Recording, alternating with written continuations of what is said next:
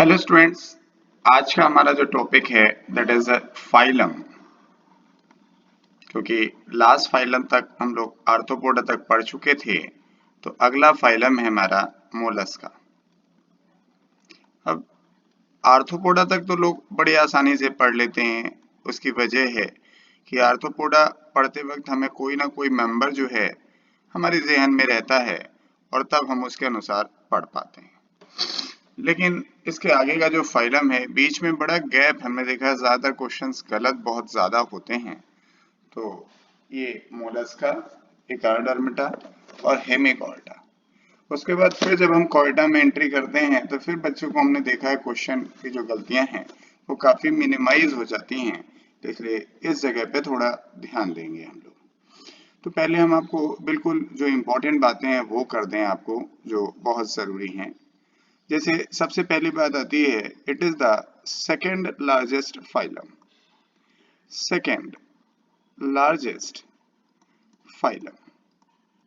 अब अगर हम इतनी बात बोल के रुक जाएं तो जाहिर है कुछ ना कुछ कमी रह जाएगी, क्योंकि जो लार्जेस्ट फाइलम है वो किस आधार पे आप कह रहे हो वो भी जानना जरूरी है। तो that is on the basis of number of species. क्योंकि इसी आधार पे हमने पिछले फाइलम में भी ये सेंटेंस बोला था कि आर्थ्रोपोडा नंबर 1 पर है स्पीसीज के नाम पे, नंबर 2 पे मोलस्का है और नंबर 3 पे प्रोटोजोआ है। लेकिन वही बात बदल जाती है अगर आपसे पूछा जाता है नंबर ऑफ ऑर्गेनिज्म के हिसाब से बताइए लार्जेस्ट फाइलम, तो हम प्रोटोजोआ कह देते। तो ये तो बड़ी सरल सी बात है। मैं पहले जनरल पॉइंट बता रहा हूँ जो आपको जरूर याद करना है, फिर मैं एनसीईआरटी के लाइनों को भी डिस्कस कर लूंगा। दूसरा एक शब्द आता है, द बॉडी इज अनसेगमेंटेड। तो आपको लगेगा ये शब्द यहाँ पे क्यों बोल दिया आपने? इसलिए बोल दिया, पिछले 2 फाइलम से लगातार सेगमेंटेशन का जिक्र कर रहे थे, और वो सेगमेंटेशन का जब जिक्र कर रहे थे हम लोग, तो हमारे पास पॉइंट जरूर था कि हम सेगमेंटेशन में सबसे पहले जब बात आती है तो मेटामेरिक सेगमेंटेशन की बात करते थे, तो अर्थवॉर्म यानी एनीलिडा याद आता था। या फिर हम आर्थ्रोपोडा की जब बात कर रहे थे तब भी बॉडी सेगमेंटेड जरूर थी, और सेगमेंटेशन के लिए आपने थोड़ा सा स्पेसिफाई किया था कि वहां सेगमेंटेशन एक्सटर्नल है। इसलिए जब 2 फाइलम पढ़कर आते हैं ना, तो ये बड़ा इंपॉर्टेंट हो जाता है। तो अनसेगमेंटेड बॉडी। और एक और वजह है, क्योंकि पूरे मोलस्का के जितने मेंबर हैं बॉडी अनसेगमेंटेड है, लेकिन सर एक एग्जाम्पल ऐसा है जो बहुत इंपॉर्टेंट है, दैट इज नियोपेलाइना। नियोपेलाइना एक ऐसा एग्जाम्पल है, तो ये मोलस्का का मेंबर, लेकिन इनकी बॉडी सेगमेंटेड होती है। इवन हम इन्हें कहें तो लिविंग फॉसिल भी कह सकते हैं। बड़ा इंपॉर्टेंट नाम है ये।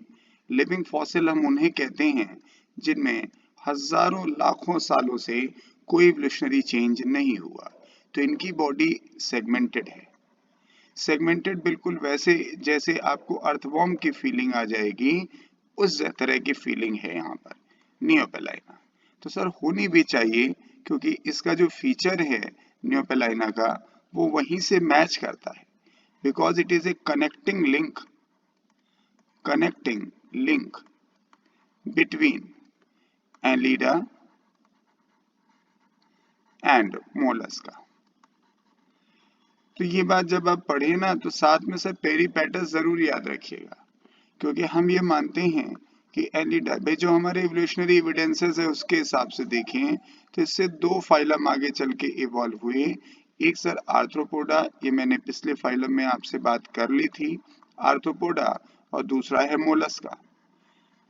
सर आर्थ्रोपोडा और मोलस्का का कोई इवोल्यूशनरी आपके पास आपस में रिलेशन नहीं है, दोनों रिलेटेड बाय द एनीलिडा।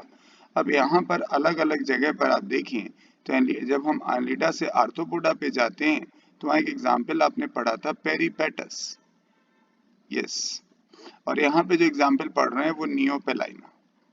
तो मैंने उसी पॉइंट को एक्सटेंड किया कि बॉडी आपकी अनसेगमेंटेड है, उस पर कोई संदेह नहीं है, बॉडी अनसेगमेंटेड ही रहेगी।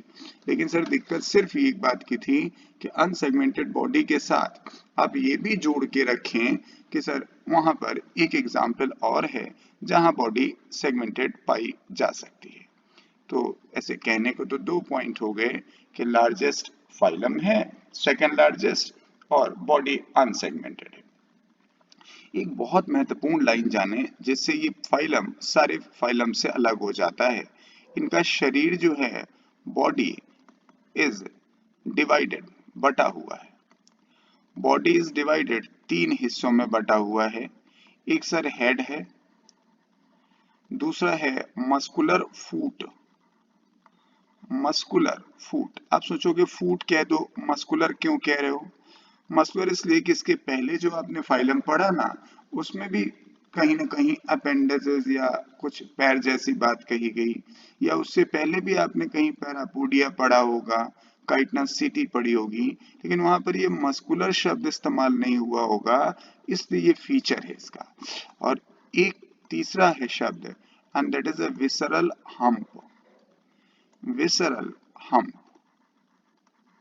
तो इनका हम्प मतलब कुबड़ होता है। इनका शरीर जो है वो कुल 3 हिस्सों में बटा रहता है। तो ये बात थोड़ी गौर करने वाली है कि वो 3 हिस्से हैं वो कौन कौन से हैं। तो हेड है, मस्कुलर फूट है, एंड विसरल हम्प है। इसको हम जरा कोशिश करें समझ लेने की। जैसे मान लीजिए मैं आपको एक छोटा सा हेड बना के दिखाऊं, यस, और एक मस्कुलर फूट बनाने से पहले मैं विसरल हम्प बना दूं, ये विसरल हम्प बना दिया, और मस्कुलर फूट हमने ऐसे बना दिया, लाइक ये। तो इस तरह का एक बेसिक स्ट्रक्चर पाया था। मैं ये नहीं कह रहा हूं एग्जैक्ट यही है, लेकिन जो 3 नाम हमें देने थे मैंने वही नाम बताना चाहा। सर ये वाला हिस्सा हमारा हेड है, ये वाला हिस्सा हमारा विसरल हम्प है, विसरल हम्प, और ये वाला हिस्सा हमारा मस्कुलर फूट है, मस्कुलर फूट। तो ये जो तीसरा पॉइंट है, ये ऐसा पॉइंट है जो कहीं आपको किसी फाइलम में नहीं मिलेगा। हेड है, मस्कुलर फूट है, एंड विसरल हम्प है। अब एक और बढ़िया सा पॉइंट जिससे ये इसकी पहचान बदल जाएगी, सर उस पॉइंट को जाने। सर जो विसरल हम्प है, and that is surrounded by a membrane, and that is a very characteristic feature, and that is a mental. ये जो विसरल हम्प वाला हिस्सा है, इसके चारों तरफ एक स्किन जैसी सॉफ्ट मेम्ब्रेन पाई जाती है। इसे हम लोग नाम देते हैं मेंटल। अक्सर हम इस शब्द को मिस कर देते हैं, लेकिन ये इसका बड़ा सीरियस पॉइंट है और बहुत जरूरी पॉइंट है। तो अगर आप मेंटल पढ़ते हैं तो जाहिर है कि इसका जो विसरल हम्प होगा, जो इसका विसरल हम्प है उस जगह पे देखें और मेंटल के बीच में देखें, तो उस जगह पर आकर जब देखेंगे तो देयर इज ए गैप, एक आपको गैप नजर आएगा। तो वहां पर एक शब्द इस्तेमाल होता है, हाँ, मेंटल कैविटी भी कह सकते हैं उस जगह पर आकर आप। तो यस, यहाँ पे देखें दिस वन, ये कहलाता है mantle cavity, mantle cavity, this. ये पेन आपको साफ दिख नहीं रहा है, मैं पेन चेंज कर लेता हूं, यस। तो मेंटल को ही एक नाम और दिया गया है, पैलियम। तो ये है मेंटल, मैं फिर से लिख दूं, मेंटल कैविटी। तो जो मेंटल कैविटी एकदम स्पॉन्जी स्किन लाइक फॉर्म होती है, सर यही एक इसकी खास बात है जो अक्सर हम लोग लिख देते हैं, वो आपको समझना जरूरी है। आपके एनसीईआरटी में भी एक लाइन लिखी हुई है, body is covered by calcareous shell. तो ये जो शेल की बात आती है, हमारे दिमाग में हमेशा पाइला याद आता है। इसलिए तो शेल जो है, 2 बातें हैं, प्रेजेंट भी हो सकता है या एब्सेंट भी हो सकता है। तो इसका मतलब शेल का पाया जाना कोई बहुत इंपॉर्टेंट फीचर नहीं है। अब अगर प्रेजेंट है तो जाहिर है उसको सिक्रीट मेंटल ने ही किया होगा। तो जो यहाँ शेल पाई जाती है तो वो हमेशा मेंटल ही सिक्रीट करता है, और नहीं भी पाई जा सकती है। और जो है भी, कई जगह पर शेल जो है वो एक्सटर्नल है, यानी बाहर से नजर आती है, और कई जगह पे जो शेल है वो इंटरनल है, यानी बाहर से नजर नहीं आती है। तो ये हमने आपको 4 पॉइंट अभी तक बताए। सेकेंड लार्जेस्ट फाइलम का जिक्र किया, फिर आपसे कहा कि बॉडी अनसेगमेंटेड है, एक्सेप्ट नियोपेलाइना। फिर कहा body is divided into head, muscular, foot and visceral hump. जो विसरल हम्प है that is surrounded by soft spongy skin like structure that is mantle cavity. और जो है फिर कहा कि जो मेंटल है, कई ऑर्गेनिज्म में कई मेंबर ऐसे हैं जहां पर एक कैल्केरियस शेल का सिक्रीशन करता है। वो कैल्केरियस शेल हो भी सकती है और कई जगह नहीं सिक्रीट करता है तो नहीं पाई जाती। जहां पाई जाती है उस जगह पर कहीं कहीं शेल एक्सटर्नल है और कहीं इंटरनल है। अब मैं एक पॉइंट और जिक्र करूं सर, वो बड़ा इंपॉर्टेंट है लेकिन पता नहीं क्यों आपकी टेक्स्ट बुक से मिस हुआ है, दैट इज एक्सक्रीशन का हम जिक्र करें। एक्सीटरी स्पेशल कोई ऑर्गन नहीं लिखा है और ये कहना इसलिए जरूरी है क्योंकि हम पीछे कुछ फाइलम से एक्सक्रीशन के बारे में कहते आ रहे हैं, चाहे वो प्लेटिहेल्मिन्थीज में फ्लेम सेल्स हों, एस्केहेल्मिन्थीज में आपके पास रिनेट सेल हों, एनिलिडा में नेफ्रिडिया हों, या फिर आर्थ्रोपोडा में तो कई नाम दिए गए थे लेकिन इंपॉर्टेंट नाम मैलपिगियन ट्यूब्यूल था। तो यहाँ पे एक्सक्रीशन के लिए सर दो बड़े नाम अच्छे अच्छे हैं। एक का नाम है ऑर्गन ऑफ बोजानस। ये थोड़ा कम पॉपुलर हुआ लेकिन जब जब आया गलत हुआ। जो ऑर्गन ऑफ बोजानस है इसे हम मेटानेफ्रिडिया कहते हैं क्योंकि एनिलिडा से ही हम डिवॉल्व हुए हैं, तो एनिलिडा में नेफ्रिडिया था तो उससे हमने थोड़ा बड़ा किया।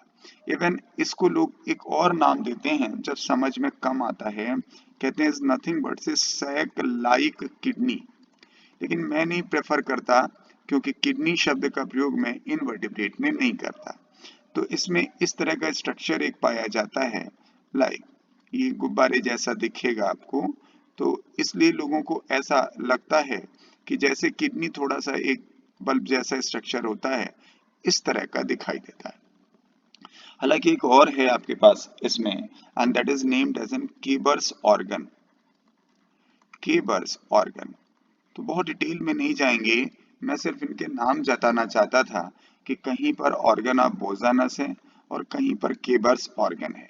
जब ऑर्गन ऑफ बोजानस कहा जाए तो उसे आप मेटानेफ्रिडिया समझें। केबर्स ऑर्गन अगर आपको कंफ्यूजन हो रहा है तो ये एक प्रकार के गिल्स होते हैं, इसका जिक्र आपकी किताब में किया गया है।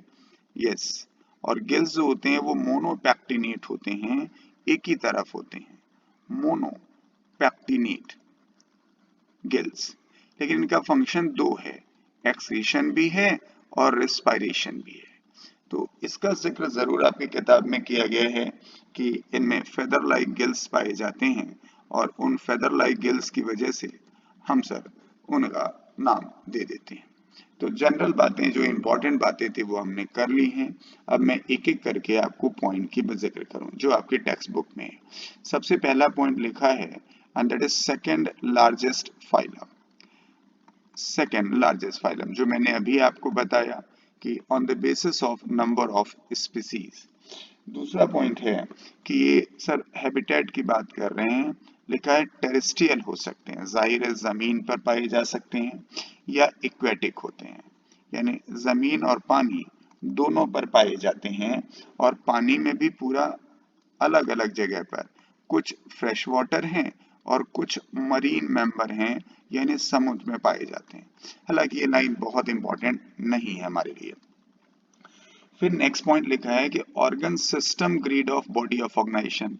तो ये तो हम लेके ढो रहे हैं क्योंकि ऑर्गन सिस्टम तो हमने काफी पहले डेवलप कर लिया था, that is body of organisation, that was phylum aschelminthes. फिर आपके पास नाम दिया हुआ है the term is bilateral symmetry. Bilateral symmetry, ये बात थोड़ी सी चौंकने वाली है कि हम बाइलेटरल सिमेट्री पहली बार तो नहीं पढ़ रहे हैं, ये तो हमने काफी पहले जब हमने प्लेटिहेल्मिन्थीज पढ़ा था तभी कह दिया था बाइलेटरल सिमेट्री। लेकिन सर इस जगह पे थोड़ा पॉइंट है कि कुछ मेंबर ऐसे हैं कि बाइलेटरल सिमेट्री होने के साथ ये एसिमेट्रिकल हो जाते हैं, एसिमेट्रिकल, लेकिन सब नहीं। वो बात सिर्फ इन जगह होती है जहां डेवलपमेंट के दौरान ट्वारजन होता है एंड दैट इज पाइला, जिसकी आपका फोटो भी बनी हुई है, एक डायग्राम बना हुआ है पाइला और एक ऑक्टोपस। तो उन जगह पर। अदरवाइज आपसे अगर सिमेट्री पूछी जाएगी तो ऑब्वियस है आप सिर्फ बाइलेटरल सिमेट्री ही कहोगे। फिर अगला शब्द लिखा है ट्रिप्लोब्लास्टिक। आप एनसीईआरटी ओपन कर लें तो आपको समझ में आ जाएगी बात। मैं उसी की लाइनों के शब्दों को ले रहा हूं और ये कोई नया पॉइंट नहीं है, काफी पहले से ट्रिप्लोब्लास्टिक आप पढ़ रहे हैं। देन अगला टर्म है सीलोमेट। तो जाहिर बात है सीलोम भी हम एनलीडा से पढ़ते आ रहे हैं, बस हम लोगों ने चूंकि थोड़ा एक शब्द ज्यादा पढ़ा है तो हमें ये बता देना चाहिए कि साइजोसील है या इंटरोसील है। तो सर साइजोसीलोमेट पाया जाता है। फिर एक पॉइंट लिखा है जिसको लेकर मैं सहमत नहीं हूं, लेकिन मैंने अभी आपको इसीलिए उस पॉइंट का जिक्र भी किया तो मैं वो पॉइंट फिर आपको बताऊंगा। लिखा है body is covered with, body is covered with calcareous shell, calcareous shell। ये बात इसलिए मैं सहमत नहीं हूं कि सर सभी मेंबर में ऐसा नहीं होता है, इसलिए ऐसा। आप ऑक्टोपस को ही देखें, उसकी बॉडी में कहाँ कैल्केरियस शेल की कवरिंग है। तो मैंने इसीलिए आपको बताया कि कैल्केरियस शेल हो भी सकता है और नहीं भी हो सकता है। फिर ये भी आपसे कहा कि अगर है तो हो सकता है बाहर दिखाई दे, और कुछ ऐसे भी मेंबर हैं जिनमें कैल्केरियस शेल है वो दिखाई भी नहीं देती है। ये भी आपको बताया कि जहां पर कैल्केरियस शेल है actually that was secreted by mental, जो आपने अभी थोड़ी देर पहले पढ़ा था। फिर अगला शब्द लिखा है बॉडी इज अनसेगमेंटेड। अनसेगमेंटेड ये पॉइंट मैंने अभी आपको बता दिया। बॉडी अनसेगमेंटेड जरूर है, लेकिन सर इस जगह एक एग्जाम्पल आना चाहिए जो आपकी टेक्स्ट बुक में नहीं दिया है, एक्सेप्ट नियोपेलाइना। अभी मैंने पिछले पेज पर आपको इसको डिस्कस किया था कि नियोपेलाइना जो ऐसा मेंबर है जो लिविंग फॉसिल है और कनेक्टिंग लिंक भी है and between the that is Aleida and Mollusca. फिर अगला शब्द है इनका जो शरीर है वो 3 हिस्सों में बटा है, इसका भी जिक्र मैंने आपसे कर दिया। हेड है दैट इज अ मस्कुलर फूट है, मस्कुलर फूट एंड विसरल हम, विसरल हम।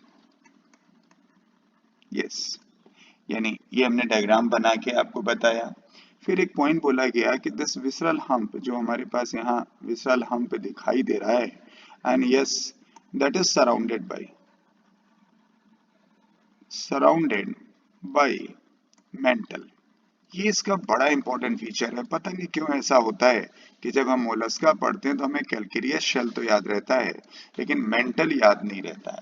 एकदम सॉफ्ट सा होता है, एकदम स्किन जैसा, soft skin like, skin like. Sir अगला शब्द है space between the hump and the mantle is called mantle cavity that where या which has a feather like gills are present. तो मैंने आपको डायग्राम में पीछे बताया कि जो हमारे पास मेंटल कैविटी है, मेंटल कह दें या इसको हम लोग पैलियल कैविटी भी कहते हैं, पैलियल कैविटी, क्योंकि मेंटल को हम लोग पैलियम भी कहते हैं। इसके अंदर एक गिल्स पाया जाता है, वो स्पेस के अंदर। लेकिन सर इस गिल्स का जो रोल है वो ड्यूल है, ऐसा नहीं कि सिर्फ एक ही फंक्शन है, and that function is the respiratory as well excretory. अभी मैंने आपको कीबर्स ऑर्गन का जिक्र किया, इसलिए मैंने उसी रेफरेंस में किया था। फिर है इनमें रेस्पिरेटरी एक्सीटरी फंक्शन पाए जाते हैं इसी गिल्स की वजह से। फिर है anterior head region has a sensory tentacles. तो कुछ टेंटिकल्स पाए जाते हैं, ये sensory tentacles, tentacles on head and just to perceive the environment कि सब पानी में है तो पानी का फिजिकल एंड केमिकल नेचर, और हवा में जमीन पे हैं तो उसका भी सेंसेशन रिसीव करना। एक बहुत इंपॉर्टेंट स्ट्रक्चर है एंड दैट इज इनका माउथ वाला पार्ट। माउथ लिखा गया है किताब में, वैसे तो मैं चाहता था बक्कल कैविटी लिखना, बक्कल क्योंकि एलिमेंट्री कैनाल तो है। बक्कल कैविटी के पास एक स्ट्रक्चर पाया जाता है दैट इज अ रेडुला। ये काफी इंपॉर्टेंट है, इसे जरूर ध्यान रखिएगा। एक रेडुला नाम का स्ट्रक्चर पाया जाता है, ये एक्चुअली रेस्पिंग ऑर्गन है जिसे आप कह सकते हैं, it is a respiring organ. ये इनका एक फीचर है। आप सोचोगे इसका काम भी तो कुछ होता होगा। Yes, it help in the scrapping of the food, scrapping of food, ये जो खाना है उसको खुरचता है। तो एक ऐसा फीचर है जो आपको आगे कहीं नहीं मिला नहीं था, इसलिए ये ज्यादा इंपॉर्टेंट है। तो आप सर इस रेडुला को जरूर याद रखिए, क्योंकि कई बार रेडुला देखने में लोगों को लगता है कि रेडुला एक लार्वा है, जबकि वो लार्वा नहीं है। अब अंतिम पॉइंट की तरफ हमारे पास कुछ पॉइंट्स हैं सर, उन्हें भी देख लें। सर जैसे एक शब्द लिखा हुआ है कि जो इसके मेंबर्स हैं वो डायोसियस हैं, तो सही बात है। डायोसियस इसलिए कि यूनिसेक्सुअल हैं, यानी they are male female and different. फिर पॉइंट लिखा है कि सर ओवी पैरस होते हैं, इज ओके, अंडे देते हैं, वे पैरस नहीं है। लेकिन अगला शब्द बड़ा इंपॉर्टेंट है, डेवलपमेंट इनका इनडायरेक्ट है। अब इनडायरेक्ट का मतलब क्या होता है? अब इनडायरेक्ट का मतलब अगर आप देखें तो इनडायरेक्ट का मतलब ये दिखता है कि यहाँ पर बीच में लार्वल स्टेज पाई जाती है, लार्वा पाया जाना चाहिए। लेकिन आपकी किताब में क्या है ना कि लार्वा का नाम नहीं बताना चाहते हैं, पता नहीं क्यों नहीं बताना चाहते हैं। अगर बता दें तो थोड़ा सा क्लियर हो जाएगा। तो अगर हम इस जगह पर आ जाएं और लार्वा आपको बताएं, तो हमारे पास यहाँ पर फिर दो प्रकार के लार्वा पाए जाते हैं। जो फ्रेश वाटर मेंबर हैं, वहां पर जो लार्वा है, and that is a glochidium larva, glochidium larva. Sir ये ऐसा लार्वा है, and that's a parasitic larva. ये पैरासाइट लार्वा, सामान्यतः फिशेस के ऊपर ये पैरासाइट होता है। और जो मरीन हैं, समुद्र वाले हैं, उनमें कुछ में वेलिजर लार्वा पाया जाता है और कुछ में ट्रोकोफोर लार्वा पाया जाता है। ये ट्रोकोफोर लार्वा आपके अर्थवॉर्म में भी है, अर्थवॉर्म में तो नहीं है, एलिडा में है। जहां आप देखें अगर नेरिस पढ़ते तो वहां ट्रोकोफोर लार्वा होता। तो ये हमारे ख्याल से जान लेना चाहिए बच्चे को, क्योंकि जब वो लार्वा जान जाता है तो समझना थोड़ा आसान हो जाता है उसके लिए। यस। तो अब जब हम सर अगले फाइलम की तरफ हैं, सॉरी एग्जाम्पल की तरफ, क्योंकि एग्जाम्पल इसमें बहुत सारे दिए गए हैं। तो मैं तो पहले चाहता था आपको नियोपेलाइना ही लिखना, लेकिन इन्होंने लिखा नहीं है। इसके बारे में काफी कह चुका हूं, लेकिन मैंने पहला एग्जाम्पल वही लिखा। दूसरा एग्जाम्पल लिखा है पाइला, जिसकी फोटो आपकी किताब में बनी हुई है, and that is named as an apple snail. घोंघा हिंदी में कहते हैं इसको। एम्फीबियस लाइफ होती है इनकी, ये पानी में भी रह लेते हैं और जमीन पे भी चले आते हैं। तीसरा एग्जाम्पल है pink Tada. Pink Tada, pink Tada को हम लोग कहते हैं पर्ल ओयस्टर। पर्ल ओयस्टर, ये एक्चुअली मोती बनाते हैं, दिस वन मोती वाले। जापानीज थोड़ा ज्यादा आगे हैं इस फील्ड में, एंड एक स्पीसीज है पिंक टाडा वल्गैरिस, ये बड़ी अच्छी स्पीसीज मानी जाती है। तो जो मोती है, एंड दैट इज, इसमें जो फॉर्मेशन होता है मोती का, and that is by the mental. तो इसलिए मैंने कहा था कि मेंटल है बहुत इंपॉर्टेंट अगर आप वहां तक पहुंच रहे हैं। फिर अगला एग्जाम्पल है सीपिया। सीपिया को हम कहते हैं cuttle fish. Cuttle fish, actually इनकी एक क्लास है सिफेलोपोडा, बड़ी इंपॉर्टेंट क्लास है, बड़ी एडवांस क्लास मानी जाती है और मोलस्का का सबसे बड़ी क्लास है। कुछ मामलों में ये काफी एडवांस है। तो ये सिफेलोपोडा के मेंबर है। सिफेलो का मतलब होता है सर और पोडा का मतलब पैर, यानी ये मेंबर ऐसे होते होंगे जिनके सर के ऊपर पैर होता होगा। तो सीपिया कभी आप फोटो में देखें, हालांकि फोटो बनी नहीं है, इज लाइक दिस, इस तरह का सीपिया पाया जाता है, इनके पैर होते हैं ऐसे। फिर अगला है सीपिया के बाद लोलिगो। लोलिगो, सर ये स्क्विड होते हैं। सर सीपिया और लोलिगो में कोई बहुत अंतर नहीं है, बस लोलिगो पतली होती है ऐसे, लेकिन बेसिक स्ट्रक्चर दोनों का एक ही जैसा होता है। ये फोटो नहीं बनी है इसलिए मैं आपको थोड़ी थोड़ी बता के दिखा रहा हूं। अगला नाम है ऑक्टोपस। ऑक्टोपस को हम कहते हैं that is devil fish. Fish नहीं है भाई, खाली डेविल का मतलब दैत्याकार राक्षस है। सेफेलोपोडा के ये सब मेंबर है, चाहे सीपियां हों लोलिगो हों, तो इसकी फोटो बनी होगी। ऑक्टोपस यानी जिसमें 8 पैर पाए जाते हैं, बहुत भयानक सा दिखता है। नेक्स्ट अगला एग्जाम्पल है एप्लाइजिया। एप्लाइजिया। एप्लाइजिया को हम कहते हैं सी हेयर। ये खराहा कहलाता है, कंफ्यूज मत होइएगा सर। इसमें एक ग्लैंड पाई जाती है ब्लॉचमैन्स ग्लैंड। उस ब्लॉचमैन ग्लैंड की वजह से सर ये तुरंत वहां पर जहां रहता है, जब इसको खतरा दिखता है तो ये वहां पर जो है गायब हो जाता है, उसको सिक्रीट करके छिप जाता है। तो इसलिए लोग इसको खराहा कहते हैं कि बड़ी आसानी से इधर उधर भाग जाता है। फिर अगला एग्जाम्पल है डेंटेलियम। एग्जाम्पल थोड़े ज्यादा हैं, प्लीज इग्नोर मत करिएगा। डेंटेलियम को हम लोग कहते हैं elephant tusk shell. Elephant tusk shell. Actually क्या होता है, इसमें जो शेल पाई जाती है वो सर एकदम ऐसी होती है जैसे लगता है हाथी का दांत, लाइक ये इस तरह का एग्जाम्पल है, इसलिए इसको नाम रख देते हैं एलिफेंट टस्क सेल। और लास्ट एग्जाम्पल है दैट इज चेटोप्लूरा। चेटोप्लूरा एंड इसे हम कहते हैं काइटोन। अब सरल भाषा में और कहना चाहें तो सी माउस कह सकते हैं, काइटोन को ही कहा जाता है। तो इतने एग्जाम्पल आपके टेक्स्ट में दिए हैं, बट एक एग्जाम्पल हम भी चाहते थे, दैट इज आर्कीट्यूथिस। आर्कीट्यूथिस कोई वजह है, इसलिए हम आपसे इसकी रिक्वेस्ट कर रहे हैं कि सर ये आर्कीट्यूथिस जो है ये जाइंट स्क्विड कहलाता है। That is giant squid. ये लार्जेस्ट लिविंग इनवर्टिब्रेट है। लार्जेस्ट लिविंग इनवर्टिब्रेट, क्योंकि हम अक्सर जब पढ़ते हैं ना वेल है, एलिफेंट है लार्जेस्ट में, हम इनवर्टिब्रेट का जिक्र नहीं करते, वो यही है। तो मैंने एग्जाम्पल वैसे तो आपके टेक्स्ट बुक में ज्यादा हैं, तो मैंने सारे बताने के अलावा दो और बढ़ा दिए हैं, तो इग्नोर मत करिएगा, एक नियोपेलाइना और एक आर्कीट्यूथिस। वैसे अगर आप पढ़ रहे हैं तो मैं एक नाम और बताऊं, कहीं आपको नाम मिलेगा, दैट इज एमोनाइट्स। एमोनाइट जो होते हैं ये फॉसिल सिफेलोपॉड्स हैं।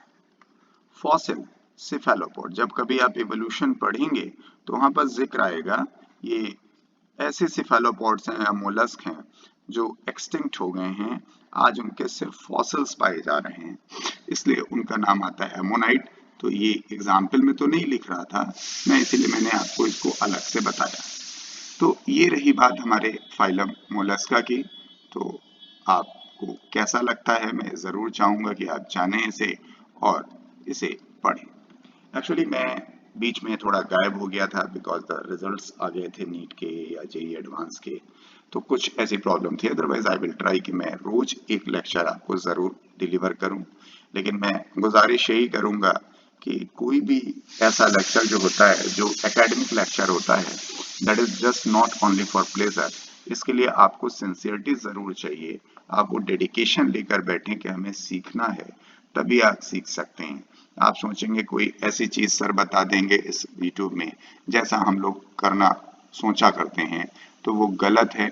उससे कुछ भी ऐसा लेक्चर नहीं होता कि देखते ही जादू जैसा हो जाए। यू हैव टू स्टडी, आपका डेडिकेशन बहुत जरूरी है, तभी हम अपनी मंजिल को पा सकते हैं। तो ये रहा हमारा फाइलम मोलस्का।